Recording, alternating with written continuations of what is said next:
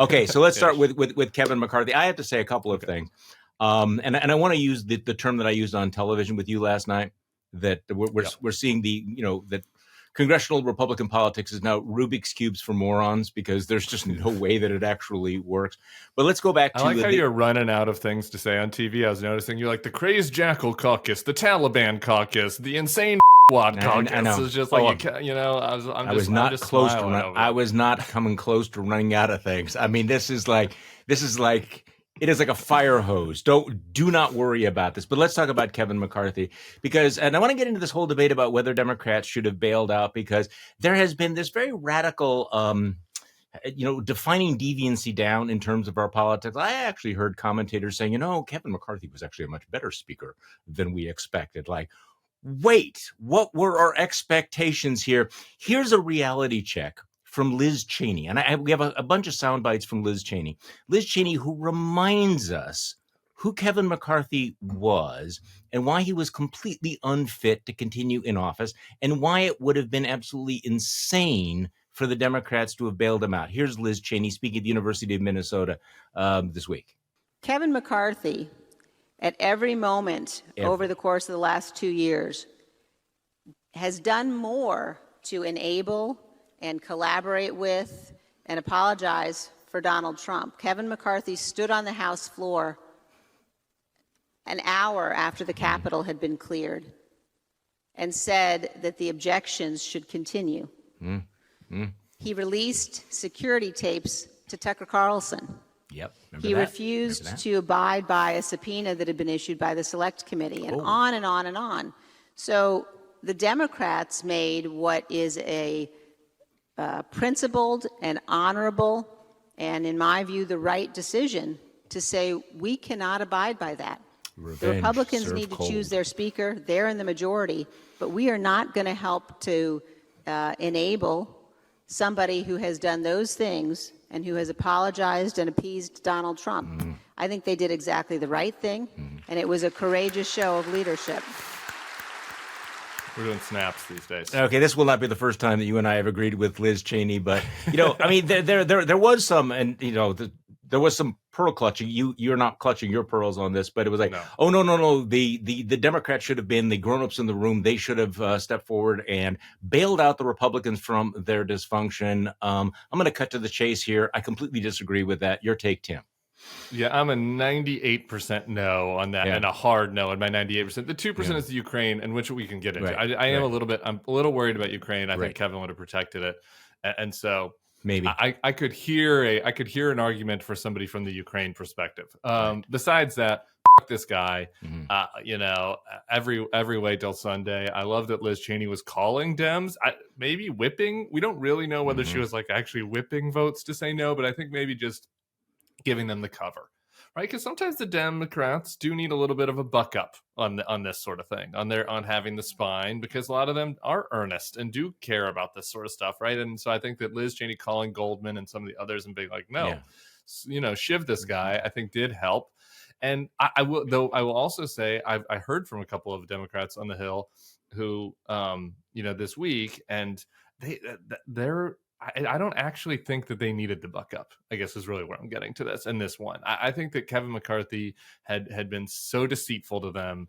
He'd rubbed it in their face on on Brennan's show, as everybody's discussed. But also, they remember all this stuff. They remember the January 6th committee that he tried to sabotage. And so, person to person, it was just kind of like throw him overboard, tie a brick to his leg, and we'll see what happens. And I think that that's basically right. I don't, had he, sure, he kept the government open and we didn't default, and that's not nothing.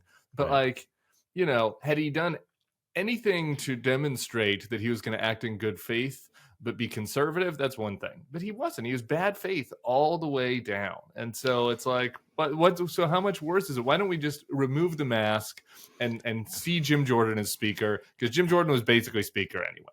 Well, okay, we'll get to Jim Jordan in a moment, and I do understand the concerns about Ukraine, but in terms of the dumbing down our standards, here is a guy who has been just a shameless shill for election denialism, ran down to Mar-a-Lago, threw a lifeline to Donald Trump, pushed ahead with this the bogus evidence-free impeachment of Joe Biden, and somehow Democrats were supposed to prop him up because why?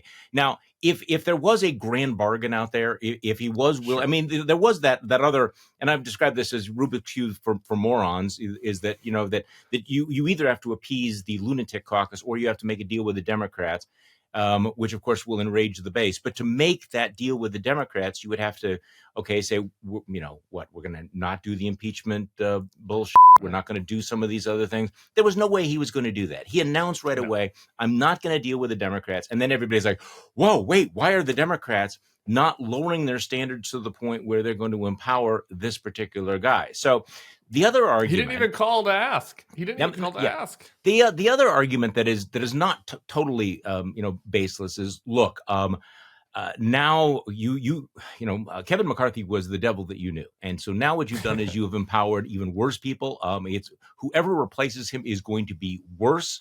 It's going to be somebody like a Jim Jordan or a Steve Scalise, who, again, playing this Rubik's Cube for morons, is going to have to do the exact same thing that Kevin McCarthy did, which is make one concession after another to the bomb throwers. Kind of go through the Jackal Caucus, the crazed lunatic Jackal Caucus, or he's going to have to cut a deal with Democrats. I don't see how any of that works, right? So what about the argument that, okay, you're going to get somebody who is much, much, much worse, right? Again, I guess my thing is like, but this is still who they are, much, much worse, right? Yeah. These guys controlled McCarthy again, right. So yeah, he did the debt ceiling deal. That is good. Would Jim Jordan have done it? Probably not. Yeah. But like, this was the inevitable. Here's the thing: the Republican Party has been deteriorating slowly but surely in front of our eyes for 11 years now. When Norm Ornstein wrote that article in the Post about how the Republicans are the problem when Boehner was the speaker, right? It's like it went from Boehner and then not new, right? Yeah. Paul Ryan had to do it, and then Kevin. And so, like, this is the inevitable endpoint, of getting to a Jim Jordan or someone even dumber than that speaker. Like, we've been on this trajectory for a long time, and the Democrats were not going to stop that trajectory, right? Like, the Republicans need to stop their own, debasement, and they need to do it by taking a little pain. And they've never been willing to do it, right? And the pain being that, like, their base is going to be mad at them, And so I think that this was the inevitable trajectory. Did the Democrats press the gas pedal on it a little bit by voting for this? Yeah, they did. But for how long? I mean, maybe they only sped it up by 45 days. Like, could Kevin McCarthy have really survived keeping the next government shutdown? Probably not. Like, they probably would have thrown him over then, So it's like, the problem with the institution is the Republican Party and the Republican conference. Like, that's the institution that is corrupt right now. Yeah, I mean, we could spend a lot of time talking about Kevin McCarthy, and the hollow man and everything, and I'm certainly willing to do that. But ultimately, the real problem, Kevin McCarthy is very much a symbol of who the Republicans are in Congress. I mean, he was the face of all of that, and that is not going to change. So we may get Jim Jordan. Donald Trump decided last night, to the surprise of some folks, that because I think when you and I were on television last night, there was this buzz about Donald Trump is thinking about going back to the Capitol and is offering himself as an interim speakership, Instead, apparently, he is endorsing Jim Jordan. And by the way, before we get to the Trump thing, let's just a reminder who Jim Jordan is. Yeah. Let's just a reminder. Kevin, and once again, Liz Cheney provides the public service by just saying, remember the Jim Jordan, the role that he played in January 6th. Let's play Liz Cheney. Jim Jordan knew more about what Donald Trump had planned for January 6th than any other member of the House of Representatives. Jim Jordan seems relevant. Was part of the conspiracy in which Donald Trump was engaged as he attempted to overturn the election. Also relevant. Jim Jordan, if you think about the extent to which people have now said, well, it was Speaker Pelosi's fault that Donald Trump's mob invaded the Capitol, that the security wasn't sufficient enough. The person who knew, there were probably more than just Jim, but there was a handful of people, of which he was the leader, who knew what Donald Trump had planned. Now, somebody needs to ask Jim Jordan, why didn't you report to the Capitol Police what you knew Donald Trump had planned? You were in those meetings at the White House. Somebody should ask that. And if the Republicans decide that Jim Jordan should be the Speaker of the House, there will, and by the way, I don't think that's going to happen. I think he'll lose. But if they were to decide that, there would no longer be any possible way to argue that a group of elected Republicans could be counted on to defend the Constitution. Damn, now there's a grim warning. Okay, so Tim, you disagree? Okay, so Donald Trump has weighed in. Donald Trump is reasserting his control. I mean, he is the big dog who is basically lifting his leg on the Capitol and says, I own this. Jim Jordan's my guy. What happens now? Yeah, I just want to add a little bit to what Liz said there, which was really right on. Jim Jordan also spoke at a Stop the Steal rally in Pennsylvania after the election. I guess this is part of what she was alluding to, but just to be more specific, he participated in numerous post-election meetings in which Rudy Giuliani and others discussed strategies for challenging the election. He was on a conference called Trump on January 2nd. So anyway, he was part and parcel with the coup attempt, and so I do think that that this should be the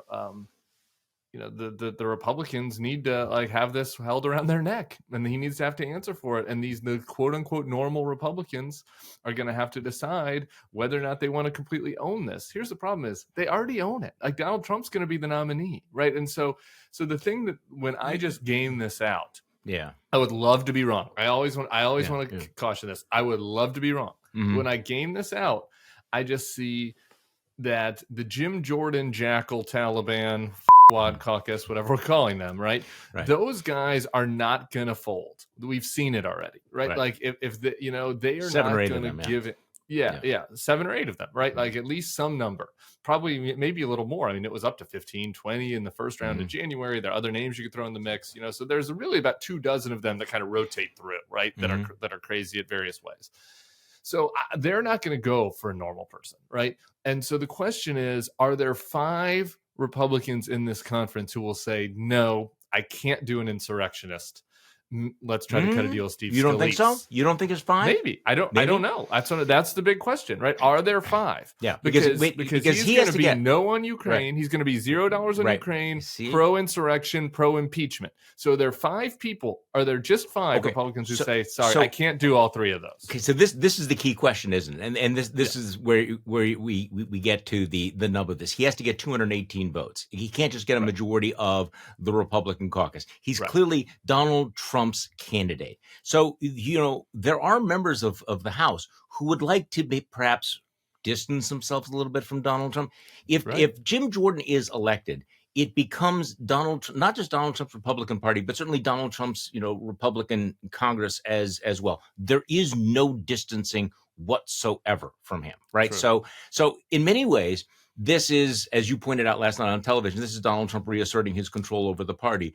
But this has got to be one of the worst nightmares for a lot of Republicans in swing districts, or who are, say, quietly Trump skeptical or pro-Ukraine, all of that. It's also got to be a gift to the Democrats and to the Biden campaign, who are thinking, we want 2024 to be a referendum on Trumpism, and this just ratchets it up times 10. It's a huge gift.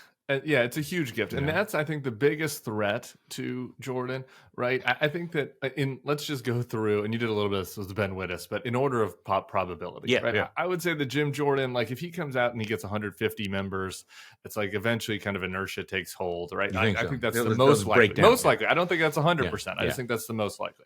Yeah. The second most likely is that there are enough members that say, I can't do it. It's too much Trumpism. We're gonna get crushed in the swing districts. Let's have Scalise instead. We're throwing up Scalise or somebody else, right? Some other conservative guy. Now, most of us in the Bulwark world or Democrat pro-democracy world, to be like, is this really much better? I mean, Steve Scalise was also voted to overturn the election, but they might be able to tell themselves that it's like a consensus choice. I think that's the next most likely. The third most likely, but I don't think is zero, is that 5 of them say, guys, I'm sorry. Like there's a reverse Gates. Like I don't think that there are 50 of them, but are there 5 of them that can do the reverse Gates and say, nope, like we need somebody even more attuned to swing district voters' needs. And I think that's a low chance, but I think they should be pressured. And all of those guys, Mike Gallagher, Don Bacon, Fitzpatrick in Pennsylvania, Valadao in California, go down the list. They should be saying, are you going to vote for somebody that will not fund Ukraine, wants to impeach Joe Biden over nothing, and it was for the Donald Trump coup? That's because those are going to be the 3 parts of your plank. Yeah. And can 5 of them finally show balls for the first time since 2016? Well, unless you count our friend Adam and Liz, who already have done it. But can 5 of them do it? I don't think so, but I don't think it's zero. I don't think it's zero at all. And by the way, could I just remind you, since we're adding to the Jim Jordan resume, remember when he was the ranking Republican member of the Judiciary Committee before he became chair? He was responsible for that legendary tweet. What was it? Elon, Trump, and Kanye, or I can't remember what the order was. Elon, Kanye, that's worked Trump, out. Yeah. So, what we're asking questions like, brand to be. Right. So is this the future of conservative? I have to do a thing next week with some local university students. And I don't want to be too mean because they're these young Republicans, very, very earnest and everything. And I am tempted to show up and say, okay, so let's talk about the state of modern conservatism. Is it Elon, Trump, and Kanye? Discuss.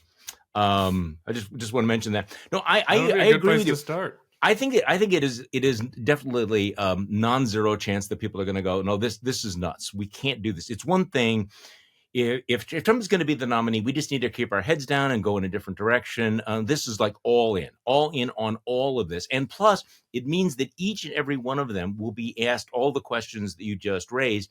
It's one thing to say, well, what do you think of Donald Trump's role in the insurrection? Now it's going to be, well, you voted for somebody who was one of the conspirators. So I actually think, and by the way, can I do something really profoundly stupid on this podcast? Let's do it. And I want to signal it as something that is probably stupid and that I will almost certainly regret. Yeah. I think that there is at least a 33% chance that 6 months from now, the speaker will be Patrick McHenry, because he's there. Really? Just inertia. If everything goes to shit, what do? The guy who's there just stays there. Now, what I am very, very confident on, and I would strongly discourage any listeners from smoking any of the hopium, that there will be 5 Republicans who will switch parties and vote for Hakeem Jeffries.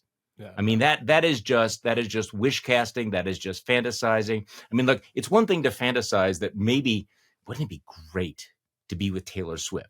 It's something else to get in a car and go to her house and hold up a sign saying, date me. I mean, there's fantasy, and then there's crazy, stocky fantasy. It seems dangerous. Can I just say, I do think the problem might be Taylor. I know this isn't the point of this podcast, but we I mean, if once you've had 12 relationships go sour and you sing about all of them, mm-hmm. I do think the problem might be her. So maybe fantasize about somebody else that you can have a future with. This is something else to think about for folks. So you're saying that there's a chance that Taylor Swift could be the next Speaker of the House? Well, I think it's higher than Hakeem Jeffries. Okay. We agree on that one. I think so. So we have one more Liz Cheney soundbite because among the things that pass so quickly, and we've talked about this, is that Donald Trump layers one outrage upon another to the point where we get what Brian Klass calls the banality of crazy, where the media goes, okay, so Donald Trump just gave another speech where he's endorsing extrajudicial murders. He's mocking the hammer attack on Nancy Pelosi's husband. And that's kind of same old, right? It's like, wait, no, he's leading candidate for president who's calling for extrajudicial killings. But the media is sort of locked into the novelty, and it's not new that Donald Trump is crazy. But we are still a few weeks out from the former and perhaps future president of the United States calling for the death penalty for one of the nation's leading generals, Mark Milley. And as far as I know, Tim, no other Republican has denounced him for this. But Liz Cheney brought it up in Minnesota. This is what Liz Cheney said about the death threat against Mark Milley. The leading presidential candidate, he's not just the former president, the leading presidential candidate called for the execution of the chairman of the Joint Chiefs of Staff in the United States of America. Seems newsworthy. Every American, I don't care if you are a Republican or a Democrat, a defense hawk or a pacifist, an isolationist, or somebody who believes in a strong national defense, every American must condemn that. Every American must stand against that. Yeah, but that's not happening, is it, Tim? No, and not to get too repetitive because I've done this before, but I am frustrated with the media on this. I am. On the Milley thing, but also just on these other items. It's hard to keep track. This is their job, right? Like this is the Nightly News's job to keep track of the insane, like the extrajudicial killings about the shoplifters. That thing kind of went over my head a little bit, and I'm like obsessed with this stuff. So I understand that there's a challenge here, but you would think that would be something that people would talk about. This is what we did in 2016. I think we are overlearning the lesson a little bit. One thing that I'm frustrated with is, obviously there's all this chaos in the House, and so that's the lead story. But the Senate's doing nothing. And, there was a period of time, right, where, we had the Hill reporters that would go up to every Senator, Marco Rubio, and be like, what do you think about the fact that Donald Trump wants to deport Ilhan Omar? What do you think about this and that, right? They don't even do that anymore, right? So when you say I haven't heard any Republicans condemn, they're not even being given the chance to condemn. His opponents in the primary aren't condemning. I mean, like this is the thing. Like everyone has just gotten so beaten down by this, and I think it's really alarming. I think the Washington Post article about this was very important and critical. No, I back awake. I hope they do, and I understand how hard it is because there are people who are listening to us right now who are saying, the answer is we should just not give him any oxygen. We shouldn't cover him. We should ignore him. No, completely wrong. You need to know what he is saying, what he is promising, because he's being very, very clear and unambiguous about it. So I reject that. The other problem, though, is the media is there's just too much. We can't spend this much time, and it is repetitive. But I think Brian Klaas made the point that you need to stress the magnitude of his comments, not just the novelty. When he says these things, we have to cover him.